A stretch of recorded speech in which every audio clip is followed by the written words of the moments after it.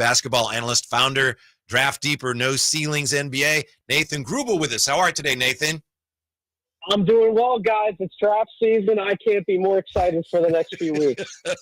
We are hearing reports with a question mark. You know, some of it is just trumped up rumors, but we're hearing the Kings maybe moving up into the draft, into maybe in the 20s, early 20s. Do you expect a lot of movement before the draft? Any idea whether we're going to have a lot of trades or any trades, Nathan, towards the top of this draft? So at the top of the draft, listen, there's a lot coming out today about the Philadelphia 76ers inquiring with the San Antonio Spurs about possibly moving up to 2. There's also been conversations Philly could possibly move back in the draft. I don't expect a ton of movement at the top. I still think we're in the middle of smokescreen season, and I still think at the end of the day, we know who goes 1. I think we have a pretty good idea. San Antonio sticks at 2. And then the question is, what is Philly going to do at 3? So I don't expect a ton of movement at those top 2 picks. But throughout the draft, guys, I mean, listen, we're in a very unique era in the NBA where, because of a lot of different salary restrictions, because of all the apron rules and everything with the CBA, I could certainly see some guys potentially be out there for some teams early in the second round to mid-second round. Maybe some teams talk themselves into spending a few second-round picks, maybe moving up and going to get a guy that they can get on a relatively cheap contract that they see can contribute right away, potentially even in a rotation spot next season. So I do think as we move through the draft to the first round into the second, we're going to see some action. Nathan Grubel joining us. Hey, Nathan, I want to stay right there, late first round, second round. Is there anybody that you have your eye on that is projected second round that could make an immediate impact or be a rotation player? Is there anybody out there that good? I'll give you a few guys. So first, if we want to talk about some potential guard options, I like Cam Jones out of Marquette. I think he's been undervalued a lot throughout this process. There's some skepticism about his game in regards to being a little too left-hand dependent. You know, he's going one way, but and some of the off the dribble shooting was a little bit questionable this year at Marquette. But if you go back and look at his college career, he's actually been a much better shooter off the dribble every other year. So we have larger prior samples to look at, not just a one-season sample size.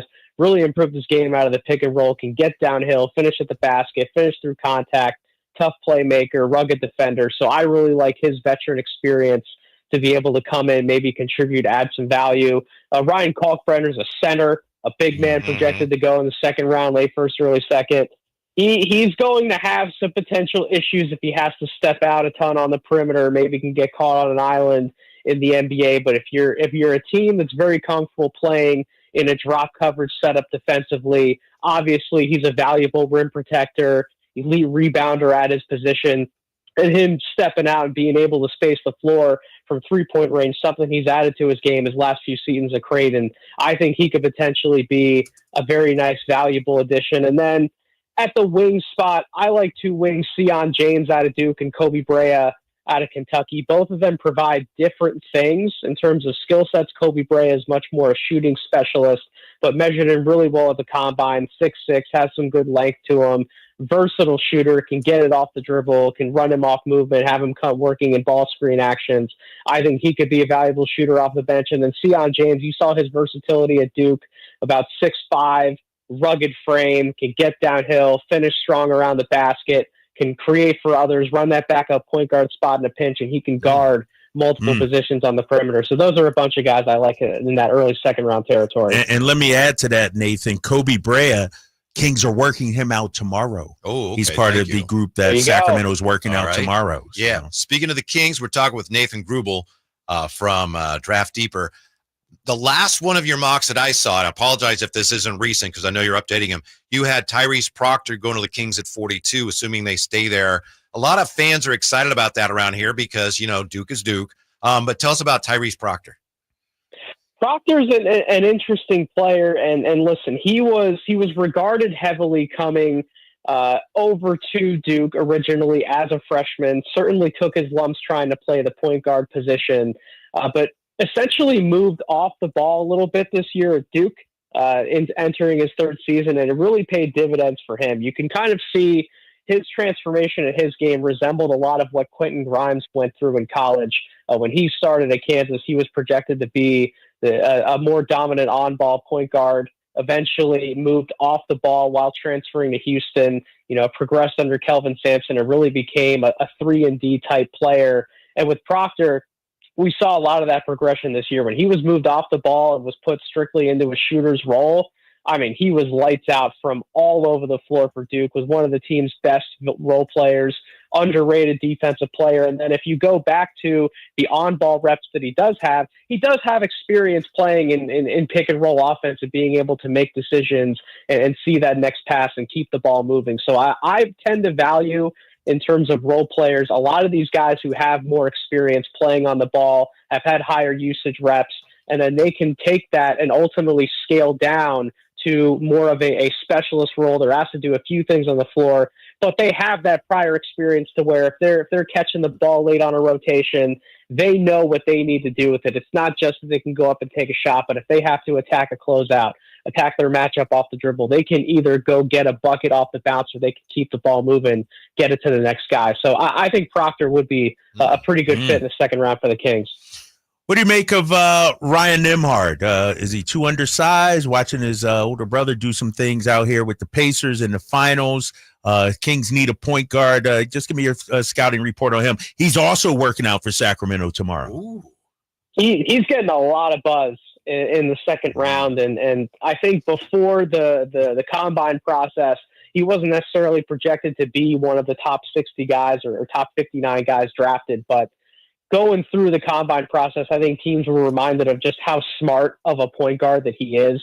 He is truly one of the better cerebral decision makers that we have in this draft class. I understand that he's undersized, but listen, anytime that you can get a guard to be a backup or a third guard or a fourth guard, someone on the bench who's experienced making decisions, low turnover profile, they can make all the different passes out of pick and roll that you need them to, can spray it out to shooters.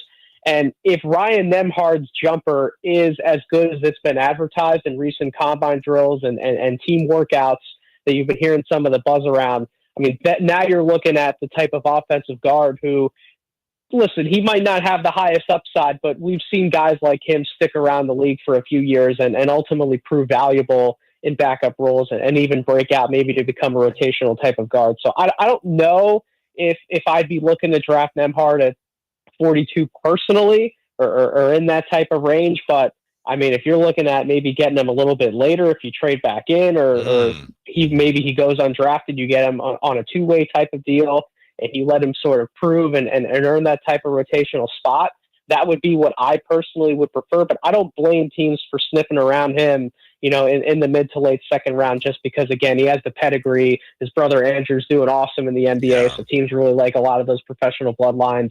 I don't blame teams one bit for sniffing around. We're catching up with draft analyst Nathan Grubel from Draft Deep or No Ceilings NBA.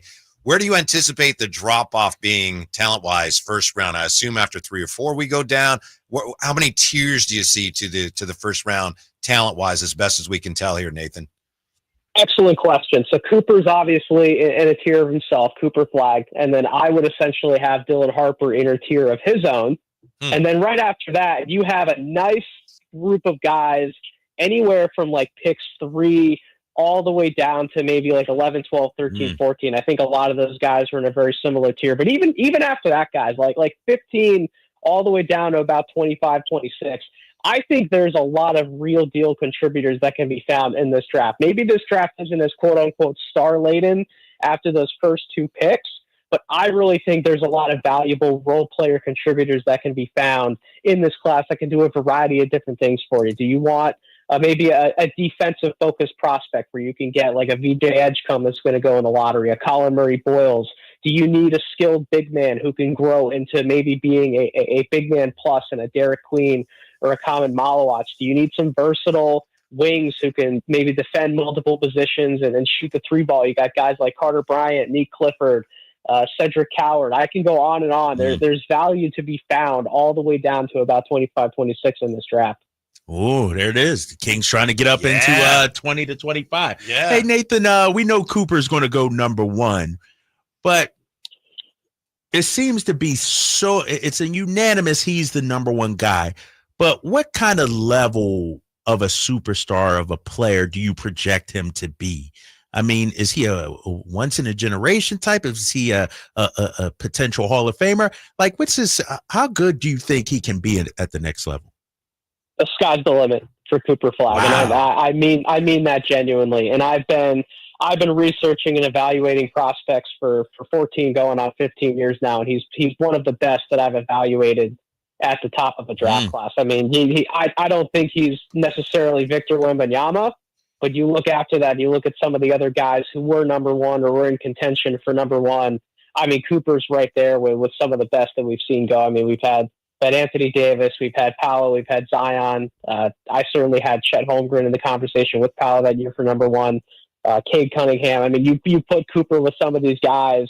And I think what makes Cooper so special, not just how young he was playing at Duke and becoming the star that he became in college, but it's the fact that he truly did it on both sides of the ball. And one of the biggest nitpicks that you generally see with younger players is they aren't always going to be the best defensively, both on the ball as well as off the ball. And with Cooper, you saw the on-ball intensity, but you also saw all of the off-ball playmaking that makes him so elite. His ability to jump passing lanes, his ability to block shots at the basket and really be that secondary type of rim protector on the back end. You can envision Cooper being a 1 through 4 defender on top of everything that he grew into offensively as far as handling the ball, manipulating ball screens, hitting three-point shots off the dribble, hitting mid-range shots off the dribble, strong finisher, athletic high flyer around the basket. Like, there really aren't many holes in Cooper Flagg's game at all.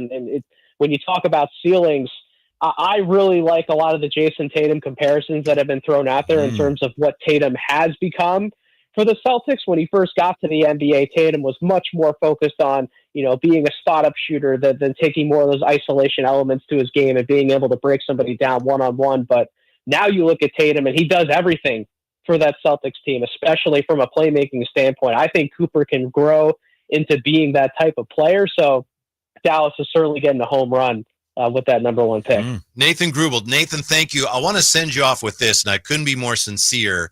One of my pet peeves in sports media, we all do it sometimes, but people are always throwing stuff out there, predictions, and talking about how good this player is. And if we're right, great. And if not, never mind. But you hold yourself accountable, and we can go back and look at where you've missed on past drafts because you post that. And I think that I applaud you for that. And obviously you do a really good job, but thank you for doing that. I mean, that makes everything that you say now more substantial and more meaningful because you hold yourself accountable. So thank you for that. No, I appreciate the kind words and sincerity on your end, guys. I mean, truthfully, as analysts, the only way that we're able to grow is when we're able to admit our wrongs and certainly be able to take pieces from that and learn from it wholeheartedly. And I've certainly made my mistakes in evaluating. I like to think that I get a lot right, but when I'm wrong, sometimes I can be very, very wrong. And so I always have to take from those misses and learn something and bring it back for the next year and years to come. So thank you, guys. Thank you, Nathan. We appreciate it. We'll talk to you soon. Absolutely. Take care, guys. Yeah, when we come back, about that Peja thing next, Sactown Sports. $5,000. That's the average amount of money people in the U.S. are now spending